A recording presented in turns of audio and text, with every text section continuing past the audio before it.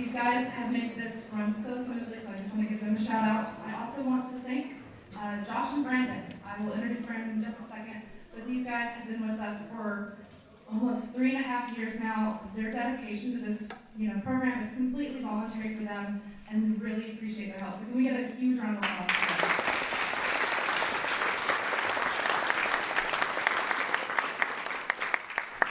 I also want to thank all of our musicians. Thank you so much, guys, and for those who are still around and haven't left.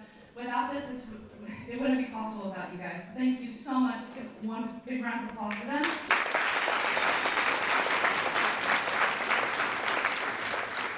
And lastly, I just want to thank you guys. Without you, there would be no reason for us to be up here playing this. So thank you so much for supporting either your friends or your family members. We really appreciate it. Your support means so much to us. So thank you guys.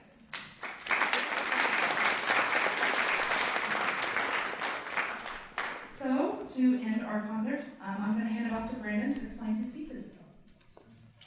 One minute before you run away. Yes.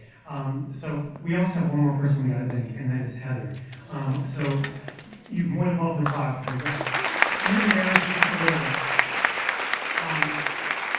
Yes, Heather is our president here, and so from when I started with this organization about 3.5 years ago, Heather, I believe you were an officer at that point, but she's like gradually worked her way up the ranks to be the president. And to tell you, the amount of work she puts in the organization and everything that she does, none of this would be possible without her. So just one more round of applause.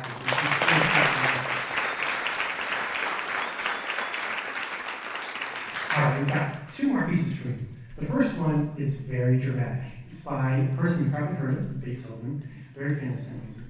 This piece, the Coriolanus Overture, is based off of a famous Roman, well not Rome, but invasion of Rome by a gentleman named Coriolanus. And a couple people made plays about him. Probably the most famous person is Shakespeare. But Beethoven did not actually write this music for a Shakespeare play. It was actually for another gentleman, last name Collins, who probably none of us have heard of. But this follows the same general arc of the play. And in it, this gentleman, Coriolanus, is invading Rome. And his mother is basically pleading for him to, please don't go because I don't want you to die. And you'll hear the interplay in this piece. It starts off very aggressive, and then there's this very pretty melody, which is supposed to be his mother pleading. Spoiler alert, in the end, he dies. And you'll hear it at the very end. The second piece we're going to play is a very fun piece by Haydn. Haydn is known as a kind of a jokester composer, very influential for Beethoven. And this is his first movement of his 39th symphony, and it's the first piece where he starts to use this technique called Sturm und Drang, which basically means storm and stress.